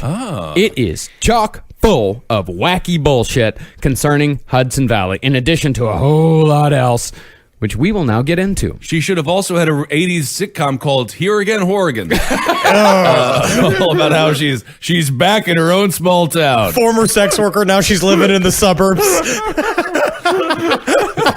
I'd watch it. Starring Brooke Shields. So this is a thing I'll say too. Now, as a UFO enthusiast myself, yeah, I read Night Siege, and yeah, it's impressive because it's scientific and it's dry, and I'm holding up the book so that they could see that I brought it to the new studio. But yes, I mean, of course, have it on your bookshelf. It's necessary. But if you're actually a UFO enthusiast, you will purchase Contact of the Fifth Kind by Phil Imbrogno, and you will attempt to digest this, because that is your burden. Another That is book put that you're on you. holding up. Wow. Yes. But that is your burden as a UFO enthusiast. You have to buy and read these things and come to understand that some of it's very interesting and very cool. I think the abduction stuff in Contact of the Fifth Kind is pretty legit. I believe in the abduction scenario. I think what they say, because in order to admit it, you'd have to be, it's pretty embarrassing to say all this shit's happening to you and the way that it does happen to people. But it's also, the last 40 pages of this book are about him spelunking with this woman in a cave. We'll get to it, but it is nonsense. So the first Hudson Valley abduction that is covered in Contact of the Fifth Kind happened in 1984 at the height of the UFO sightings, when a computer programmer named Bill, as he's called, was driving home from work late one night. While driving down a desolate road near Stormville, New York, the Westchester Boomerang settled over Bill's car. Bill said when he looked up, the craft looked like a Star Wars Star Destroyer. Triangular, with a whole mess of grids, portals, and lights underneath. He also said that when he was driving, he drove and he saw this thing pass over and he was like, okay, whatever. I don't know what the fuck that was. I'm not gonna pay attention to it. He kept driving. Then all of a sudden, he was on a part of the road that he didn't recognize. And there was a big plot of land next to him that used to always be empty. He used to drive back and forth across it all the time. And he said what he saw was a gigantic triangle-shaped shadow, which is, to me, in my mind, kind of like David Lynch. It's very Lynchy horror imagery. And this shit was freaky as fuck. It fucking hovered above the thing. It's like, imagine just seeing you're just seeing a shadow, just like hanging out there, and it's living and moving. And then it passes over the car, and then he just wakes up. Yeah, 600 feet down the hill from where he first saw the UFO, and he was missing an hour of time. Oh. And he did not. Maybe daylight savings time. No, we was not. No, We have to check off all the possible boxes, and I don't even know why we still do that. Quite honestly, I don't know either. Thomas Jefferson liked it. yeah, that was a long time. He liked a lot of other things too that we got away with. Yes, he That we did. got- that Very we got rid of. problematic things. No, he didn't immediately remember what had happened, but all of it was revealed under hypnosis. Bill said after he was taken up into the UFO, because he was obviously taken up into the UFO. Naturally. He said he opened his eyes and he was lying on a table. He was approached by 6 creatures, small creatures with black, shark-like eyes and big heads. They told him, quote, Do not be fearful. We need you. You have been selected. And then they brought out a big check. Wow. Publishers Clearinghouse Alien Edition. It's never good to be selected. Very rarely. NBA drafts, NFL drafts, any kind of sports draft. Other than that, it's jury duty, alien abductions, or, just further security checks. Yes. Yeah. Now, one of these aliens began moving a device that looked like a dustbuster up and down next to Bill's head. Up and down, up and down, up and down. And the more the alien moved the device, the more Bill's head painfully vibrated. Up and down, up and down, up and down. My friend! What are you doing to me? What are you doing here? You've been selected. This is fun. This is fun for us. When Bill protested, actually, they kind of did say that. They said they had a right to do whatever they wanted. And besides, nobody was really getting hurt. That's a dustbuster. Yeah. And that's when Bill's alien adventures came to a close. Odd thing is, though, that road should not have been as desolate as it was. It wasn't a super busy road, but, people still drove it pretty often. And Brogno said that a quote-unquote motorist whom he had talked to, who regularly drove that stretch of road, said he remembered that night. And you can tell the difference between someone who just drives a car and a quote-unquote motorist is it has to be a Bentley. You drive with gloves. Right. You have those round driving glasses and those newsboy hats. And you have to have no destination. No, you're just cruising. You're just cruising. You're just cruising. You That's have no it. family. You live in that car. Right. Now, the motorist said the road had been blocked off on each side by men in hard hats and yellow clothing. Was it just a coincidence? Were these aliens making sure Bill was alone? Or were they colluders? Collusion! Okay. We just don't know. Construction We workers. don't We know. just don't know. We don't know. No. Okay. No, we don't know. Maybe some potholes on the road that had to be No, fixed? we don't know. We don't know. We just don't already know. said that we do not know. We don't know. We Okay. just don't know. Hard hats leads me to believe they might be working construction. We don't You just know. don't speed. It's a double. So maybe No say. double the We crime, do not but- know. Okay. A couple months after that, there was another incident involving a car. A man named Sean and his girlfriend, Sally, were driving to Mahopac on Route 6 following a party at a friend's house. Sean It's probably like Mahapac or some weird upstate New York pronunciation because all of the Native American towns are like Mahakabakabaka, Yeah. where they all say, and you just don't know how you pronounce it. Massapequa. Yeah. And probably someone's going to say, yeah, actually, it's Massapequa. Wisconsin has a lot of Native American towns as well. Yeah? Yes. How do you do with them? You say it. No, with- but with how respect. are you with them? Milwaukee, Chippewa Falls, Mohegan Sun. I know all of them. That's not. Is that a town It's a from casino. Wisconsin? Mohegan Sun? Oh. Now, Sean pulled over to investigate what he thought was a small grass fire. But it turned out it was actually a kind of lure laid out by the aliens lurking in the darkness. Gotcha, bitch. And Sean got out of the car to look at the strange light, but was soon beset upon by a whole gang of creatures. Honestly, though, it's kind of fun. He goes out there because, again, as you hear a lot in abduction scenarios, he was strangely drawn to this thing, and his girlfriend the whole time is like, "Why are you pulling over? Why are you pulling over?" And he's like, "Shut up, damn it! I'm doing something curious. I'm being curious." I think Sally He might have a drives good point. Sally was correct, and so he goes over there and straight up looking at this fire, and all of a sudden, these creatures just come out of the fucking woods. That's awesome. Yeah, and he ran back to the car and told his girlfriend to lock the doors and hide in the back seat under a blanket. And the aliens followed him and tried to open the door by passing their hands in front of the window glass. That didn't work because Idiots. apparently car handles were beyond their intellectual grasp. Dude, no, though, they're fucking psychic projections. That's like, it started to make sense to me now, is that they're somewhere else, and they're kind of dealing in a weird, like, haze of, like, where are we right now, and they couldn't understand how cars work. They tried scaring Sean out of the car by projecting terrifying images of the car being on fire in his mind. Car's on fire, get out! Right. But Sean did not budge. All Sean knew, he said, was that they were not there for him. They were there for Sally. Oh no. Sean said the only thing he could think to do was yell at them, "She's already had a hysterectomy!" You don't know why he yelled that? He has no clue. I, for some reason, imagine this is not the first time that this has happened, that he screamed she's already had a hysterectomy in several other inappropriate scenarios. But Maybe she she hadn't doesn't- had a hysterectomy. Oh, she hadn't. No, he just yelled that. Oh. Because he thought it would make them go away. Okay. But the next thing they knew, they were still in their car, but the sun was coming up. Hours had been missing.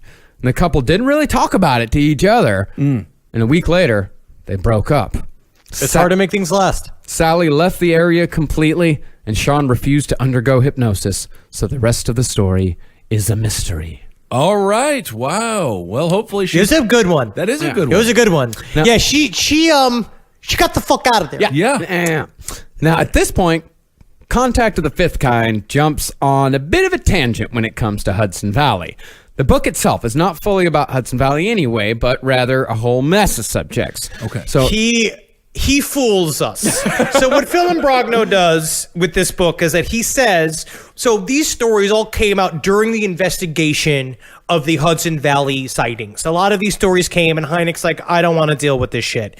So he kind of gets the audience by saying this book's about what was left out of Night Siege. But then he goes off on some dumb shit. yeah, because there For wasn't real. a lot that was left out of. There was enough for a pamphlet left Okay. out of Night Siege. Yes. So there had to be a Yes. lot of padding on this All one. right. And, you know, in Brogno, he covers Close Encounters of the Third Kind and then the Fourth, both in Hudson Valley. And this all does circle back to Hudson Valley, eventually, kind of, sort of. But before we get to that, we got to talk about Close Encounters of the Fifth Kind. Specifically, channeling. Okay. Channeling to me is my favorite of the dumb subjects in alien shit. Yeah. It's my Yeah. favorite of them because it's the most made up and it's the most just like what I do. Like it's just people playing characters. Is it what I It's do people- every single night with a 12-pack of Bud Light as I flip through the Food Network, HGTV? You pretending you're someone else? No, I'm flipping through the television. No. That's That's not called channeling. aging. Oh, You're aging. aging. I see. Imbrogno says that channeling is when a medium is in mental contact with another human, non-human, or superhuman intelligence. That intelligence communicates through the medium, either verbally or by automatic writing or drawing. And to his credit, Imbrogno does point out that he does believe that most of the people that claim they can channel are making it up as they go along, as for some reason the majority of people switch to specifically an Indian accent when they channel. Yes, yes, it's because it's the most to me mysterious accent. Like if I was gonna pretend to be an alien, I feel like that's the one where you just go like, "And now I'm from another planet," because it's not racist then, because you're an alien. I was thinking Native American, but we're talking India. No, here. we're talking. Yeah, he says Indian or Middle Eastern. It was the 80s. It was the 80s, so. But some people who channel, Imbrogno claims, are the real deal. One of the actual channelers is a fascinating man named Dean Fagerstrom. Now, whether this guy is telling the truth or not, he is an absolutely fascinating person. Okay. Now, one night in 1966, while Dean was stationed in Germany during a stint in the army, Dean said he began to feel a presence in the house where he was living. He looked down at the whiteboard where he had been working on a system to beat the lottery when slowly a human face began to appear. Ooh. Then another face appeared beside the first. I think that if you already believe that you can beat the lottery just using your mind and just using a bunch of numbers, this is more likely to happen to you. Yeah, could be. The man who appeared had shoulder-length blonde hair, and the woman had hair that was a little darker and a little shorter. But both had the piercing blue eyes of what sounds like Nordic aliens. Yes. Then Dean heard a voice next to his ear, as if it was coming from thin air. The voice said, My name is Donestra, and this is my wife, Kilestra.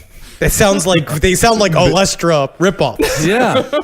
They informed him that they were a part of thousands of races who studied Earth, and Dean had been chosen for communication. Lucky guy. But he was not to tell anyone that he had been contacted. As proof of their existence, though, they flew a ship outside his window, performing astounding maneuvers and amazing tricks. He got a show. Wow. Think about how cool that is. I wish I could do that. Like, if I promised you guys something, like we're gonna go see a thing, or I owe you something, and then in order to show you that you can believe me, I just send a UFO at you, and you guys just go, "Whoa, boy, cool." But after that, it was all quiet for a year. Until Dean returned to, interestingly, the Hudson Valley town of Brewster, New York. Wow. On January 19th, 1968, Dean awoke at 4:30 in the morning to see an object that looked like an old microphone slowly materialize from thin air. The object then floated towards him, making a high-pitched buzzing noise. It was only a few inches from his head when it began to vibrate, causing Dean's head to vibrate along with it. This went on for a few minutes until finally the object disappeared and Dean passed out. And when Dean awoke the next morning, he discovered he had a new talent. Within 3 days, Dean said he had drawn 32 intricate, honestly beautiful diagrams of alien machinery with no true idea of what they were or how exactly he was suddenly able to draw them. Very cool. It's pretty sweet, and they look pretty cool. And he said that he would look at a piece of paper, like a piece of graph paper, and then blue dots would show up on it, and he would follow the dots, and then voices would tell him how to shadow it. It's cool. Yeah. Yeah, he's a real artist. Yeah, he really is. Yeah, he was informed that it had all come from Donestra. For years, the two communicated, so much so that Dean wrote 2 500-page manuscripts about their conversations, the Book of Solarian and the Celestial Citizen, both unfortunately unpublished. You don't understand. There have been a new version of it with a new channeler by a guy named Jacob M. Drake that wrote a book called The Many Worlds of the Solarians, because that's the world where they came from, Donestra and Calestra. They came from Solaria, and so there's a bunch of people they're talking to. So your ignorance, I guess, can be forgiven for now. All right. Well, eventually, though, the drawings would end up in the hands of Phil Imbrogno. At some point in the 80s, I think, as the timelines in Contact of the Fifth Kind are pretty fuzzy, Phil discovered Dean and started meeting with him. During one meeting, the two were discussing the drawings when Dean stopped short and went silent for about a minute. And when he came to, he told Phil that Dinestra had just visited and had instructed him to turn over the drawings to Phil for safekeeping. And Dean told him, quote, You will know what to do with them when the time comes. Dean did other weird shit too, according to Phil. He could supposedly channel the spirit of a 19th century piano virtuoso named Franz Liszt and could duplicate his style despite having no formal training whatsoever. Well, look at that. Yeah, he claimed that this happened after a bunch of little hooded men opened up his head and installed ruby crystals, which also made him a mathematical genius, which is a skill that he used to win the lottery every once in a while, but only enough to pay for living expenses. Wow. But it's interesting. But he has won the lottery several times. Yeah. And he did, And huh? he could play. And what he says is that Franz Liszt jumps into his brain. He can play one song and record it, but he can never play it live, and he can never play it again. Oh, no. It can only be one. Oh no, he said that in one paragraph, but in the next paragraph, he actually did play it for Phil and Brogno, because in my copy of Contact of the Fifth Kind, it is heavily notated by whoever owned it before. And in the paragraph where it says he could only play it once and only play it recorded,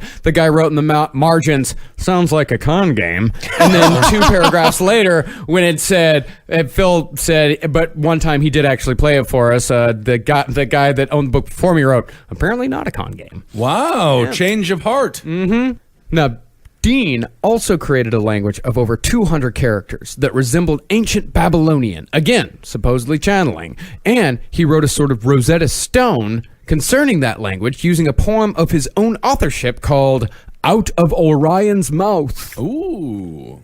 In other words, Fagerstrom was crazy, but no doubt a creative genius. Spent his days working as a security guard. Spent his nights making languages, playing piano, drawing amazing diagrams. Security guard, huh? Yeah, Wow. he did cool things that crazy people do, because there's something about the focus that being a schizophrenic can bring you sometimes. That's very, very powerful. And so he did a bunch of shit. I mean, he never had love, Right. but he definitely had his drawings. Yeah, Yeah, he's like Simon, that SNL character.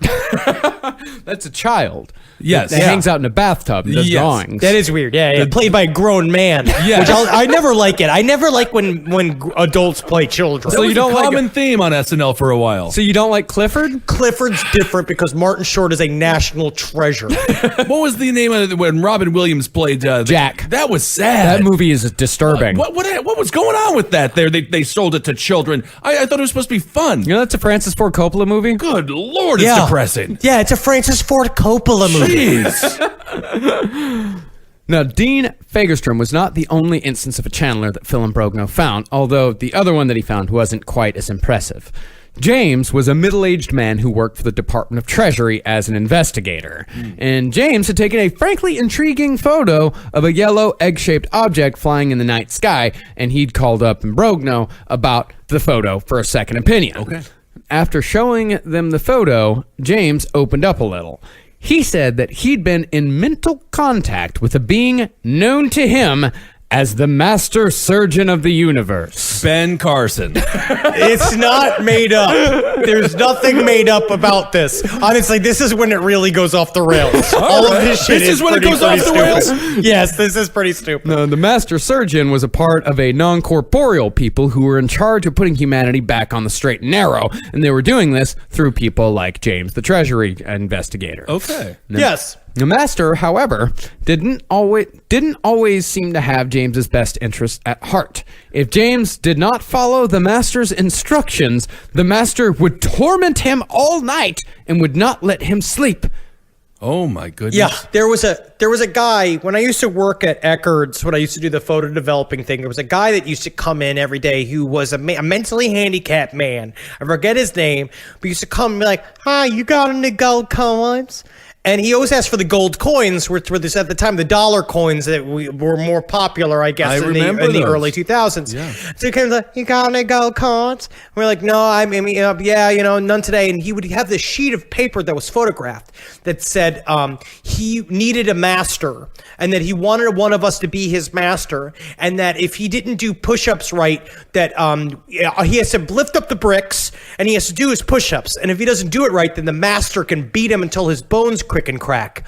And that he had all of these rules of all of this shit that we would have to do to him, sort of like not sexually, but it was like spanking him and like making his bones go crick and crack and make him do push-ups in front of you, and then if he does well, we were to give him gold coins. Yeah, I think you are going to be part of a huge sexual fantasy for this man. Yes. Yeah. Yes. Well, one night, the master directed James to travel to an area just outside of Sandy Hook. And when James got there to the spot and saw a multitude of no trespassing signs posted on a chain link fence, the master told him, "Don't worry about it.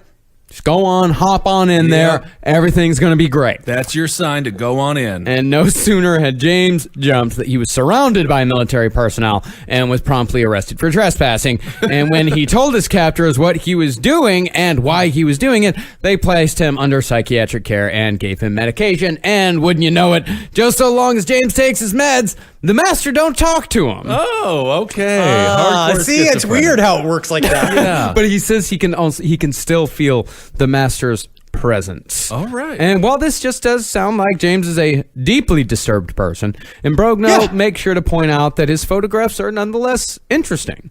And it is Yes, possible because they that did he made contact, but it all just got a bit out of hand. Okay.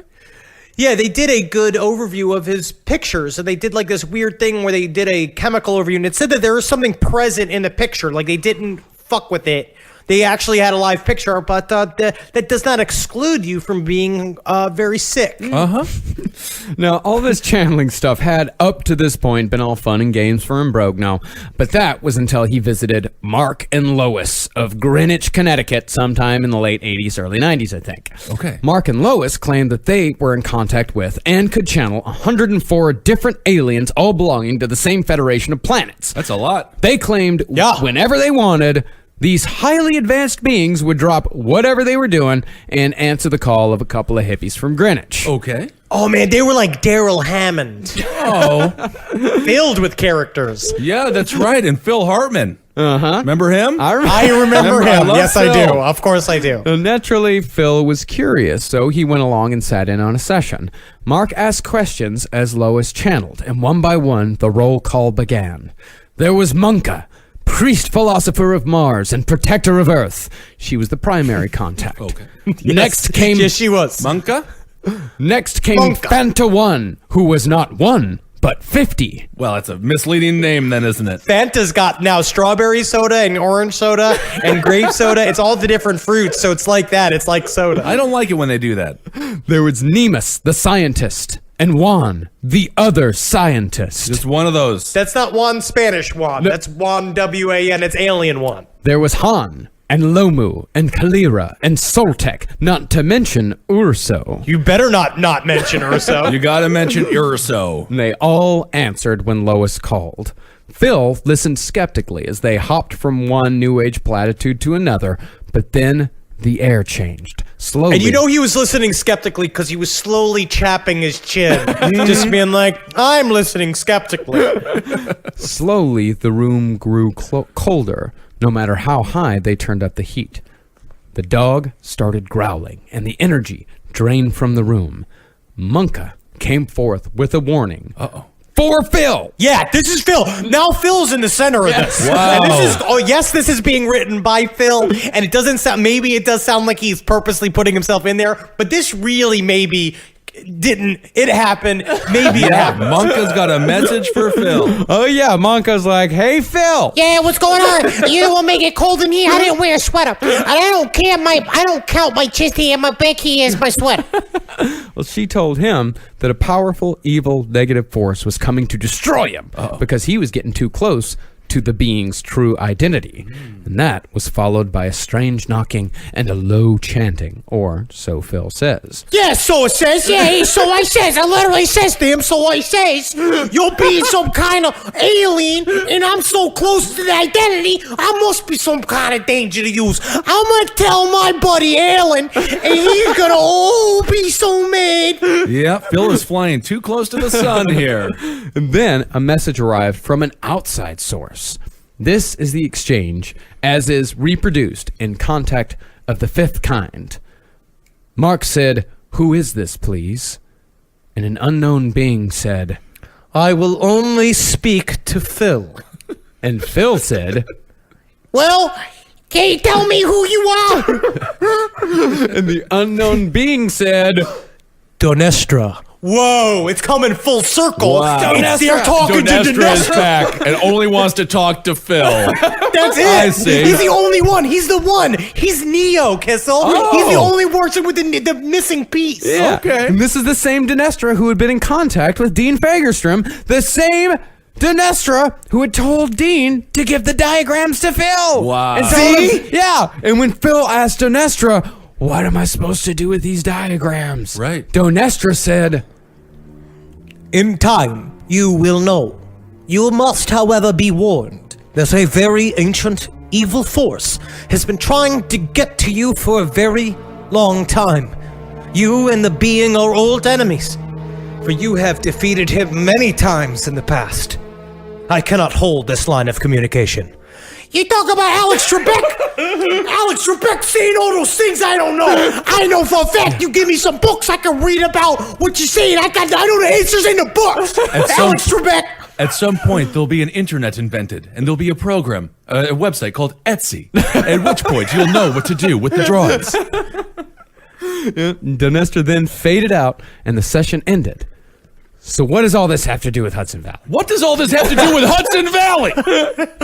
Well, it all comes down to Dean. Oh. Although Dean's first contact was when he was in the army in Germany, his first experiences were said to have happened as a child. And although there is very little information about Fagerstrom outside of Contact of the Fifth Kind, I assume that where he returned to, the Hudson Valley, is where he grew up.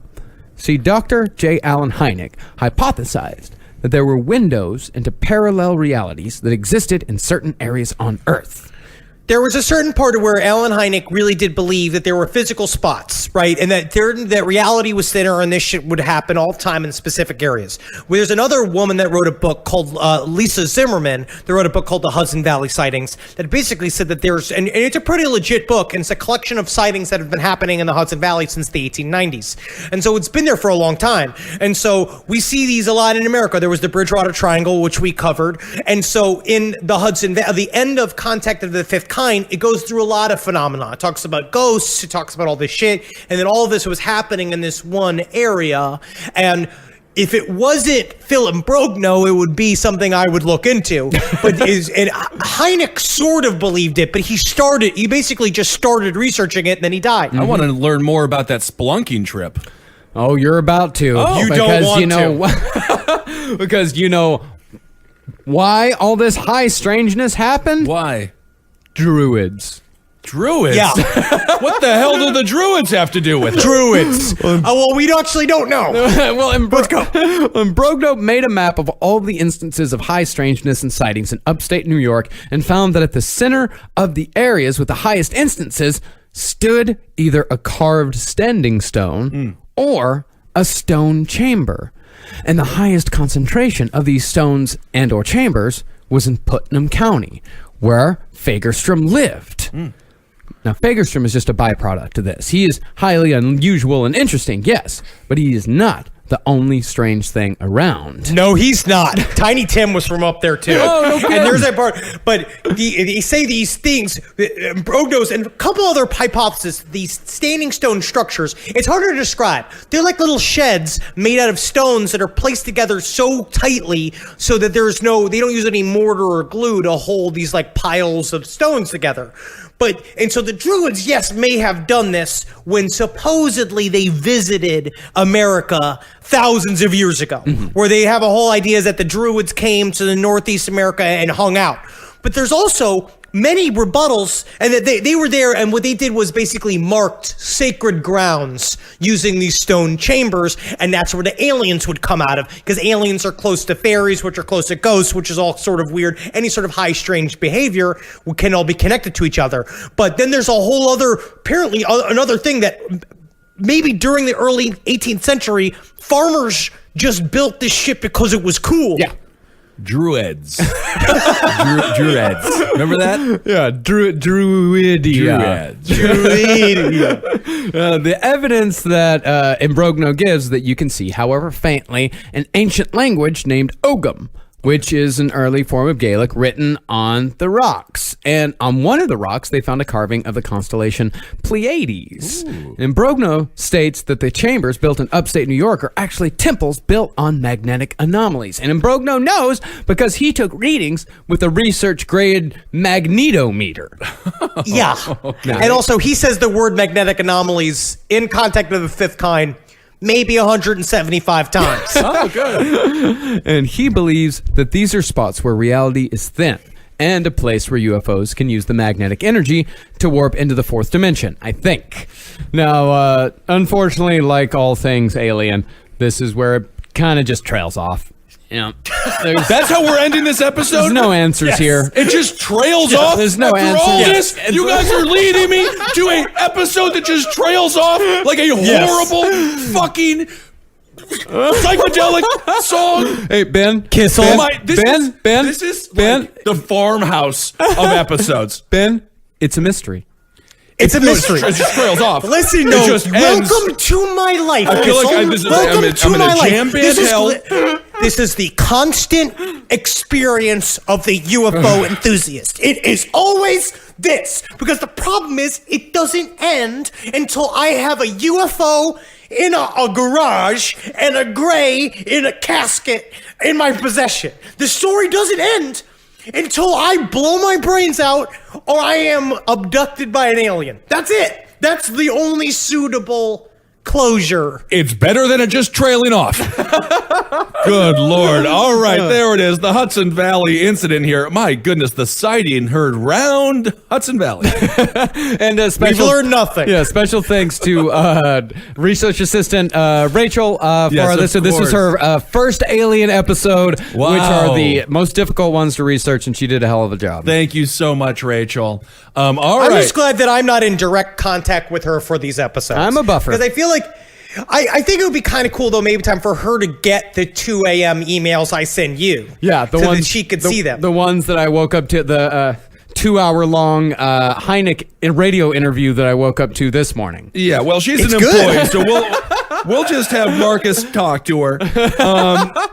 Thank you all so much for listening. Let's see, what do we want to do here? We want to thank everyone for giving to our Patreon. Yeah, thank you so much. Yeah, if you want to, we're gonna get back to shout outs. You know, like Jonestown's a long series, so we're Yep. gonna be getting back to shout outs. If you want to give, if you think we deserve a little bit of money, you can go to patreon.com/last podcast on the left and give there. Thank you all so much. You guys, without you, none of this is possible. I promise this because I talk shit about those pins that I got, all of the Kool-Aid Man shit from Jim Jones.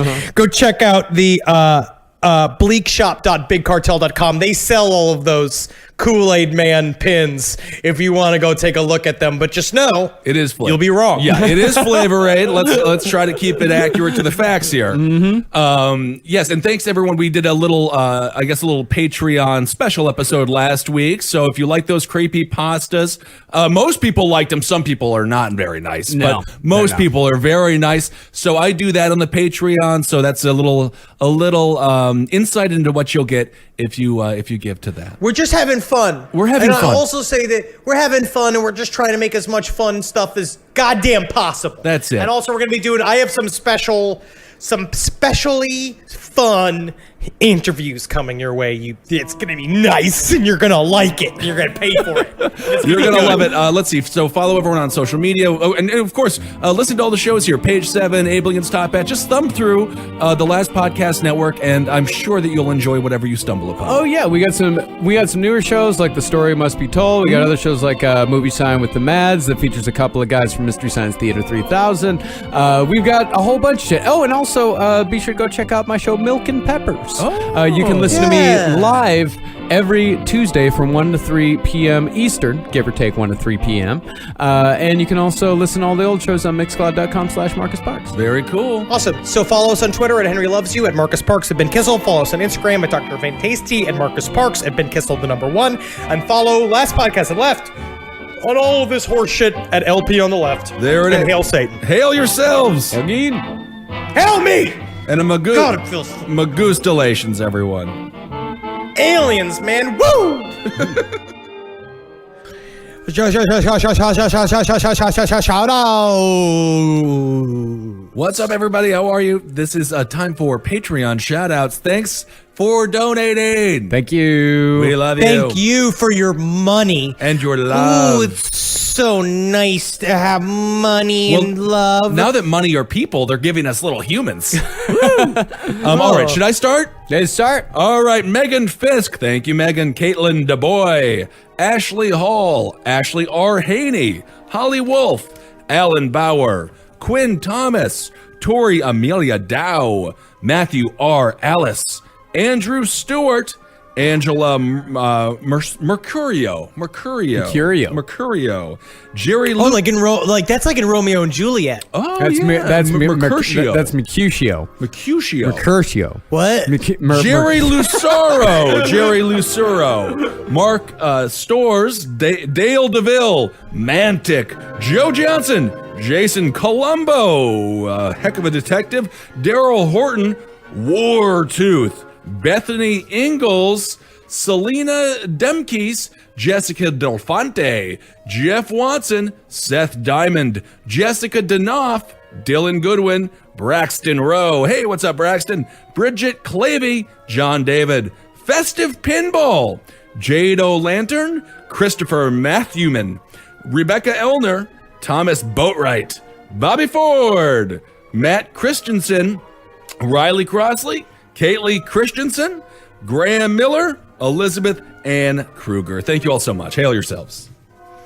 Asako Manoa, Ryan Stickney, Jordan Upton, Chad, Daniel, Faith Barksdale, April Lovelace, Colin Bruns, Colin Bunts, Ryan Duty. You got a butts and a duty back to back, huh? Look at that.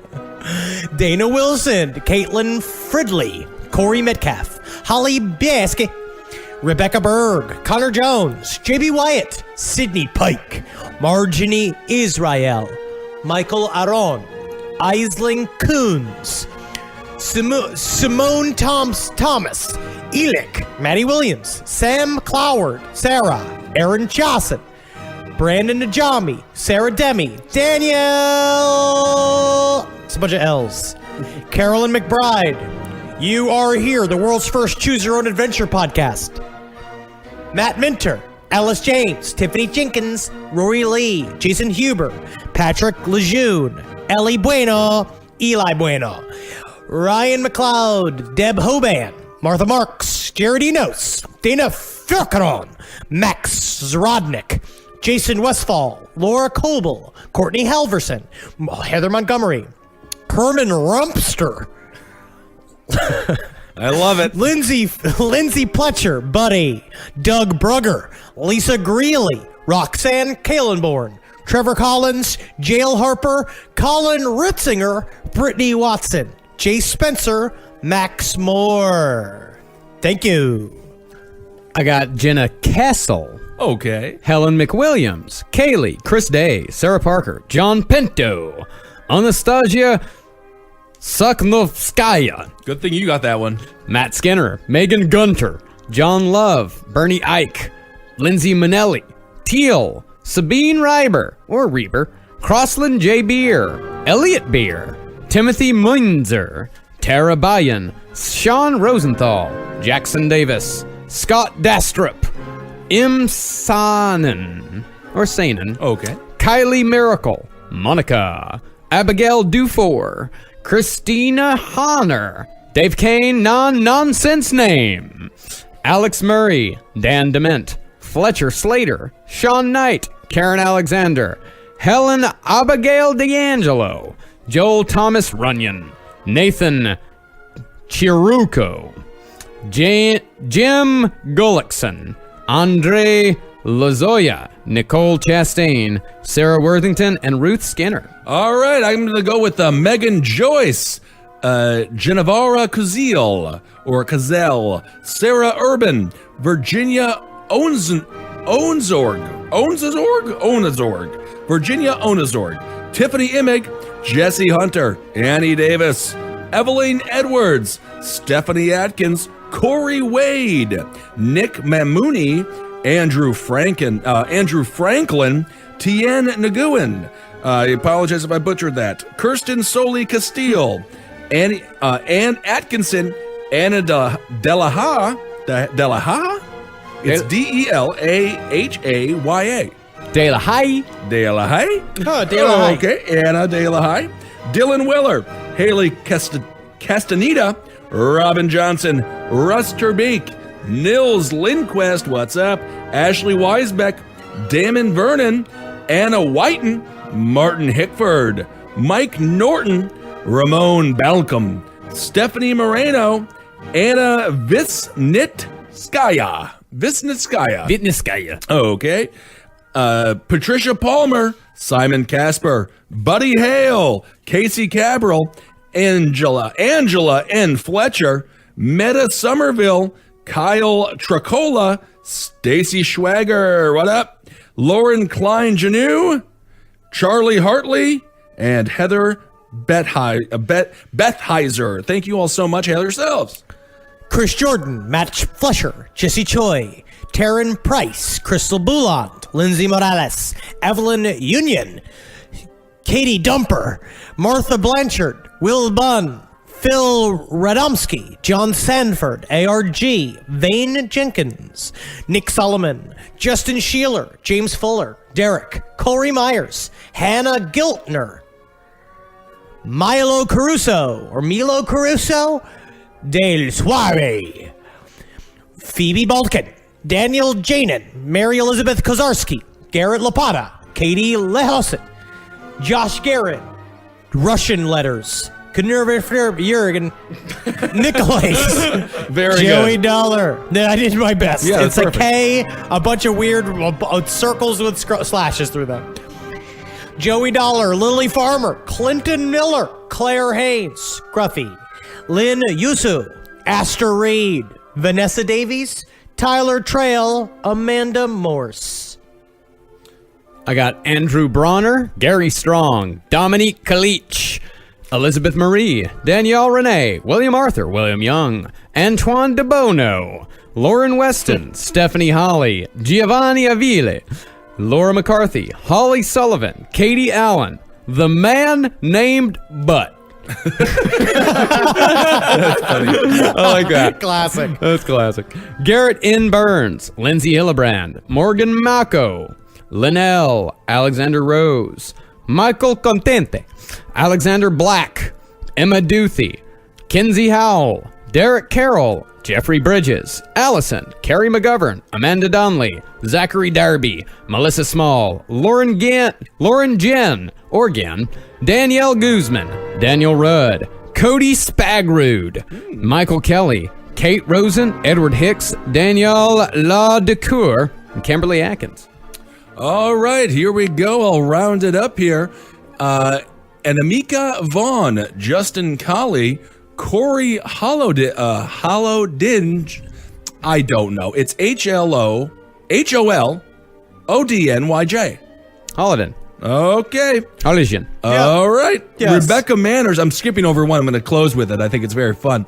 Rebecca Manners, Riley Henschel, Joshua Shelton, Carl, Danielle Belusi, Chris Conrad, Casey Marfil, Soon Lawholm, Jill L. Brown, Bo Burkholz, Aaron Rigsmith, Jeff Hart, Michael Lacascio, Tally Hertzka, Gary Tim, Andy Chen, Chastity Belts, oh my goodness, Julie Corell, Charlotte, Megan DeLon, Sophie Collum, Jenny Bakokos, Austin Davenport, Joanna Parzell, Ryan Cook, Casey Tallhurst, Emily Olszewski, Vincent Pagilia, Jessica Heichel, Nick Sandvig, Kelsey Boyle, Tim and Holly Braun. Braun Strowman should win Elimination Chamber and beat Brock at WrestleMania. Tim and Holly Braun. Heather Melling, the Bloody Baroness. Kelly Ketcherdson. Baroness, the Bloody Baroness. Okay, there we go. Kelly Ketcherdson. How many? I'm mispronouncing probably everything. Russell Hall. And finally, to end it out for me, I poota my pants, which is fun. I poota my pants. Congratulations. right. Hail yourselves. Thank you all so much. I got finalists: Jessica Lockmonster, Bruce Pretty, Emily Talent, Tabitha Eller, Ryan Peppa, Caitlin McGreal, Alicia Sullivan, Brett H., Valerie, Thomas McGregor, Sally Zaleski, Randall Chancellor, Kajerski Ferret, Philip Van Ingham, SXM22, Patrick Dost, Bradley E. Moyer, Alex Field, Daniel Nonan, and Carolyn Akers.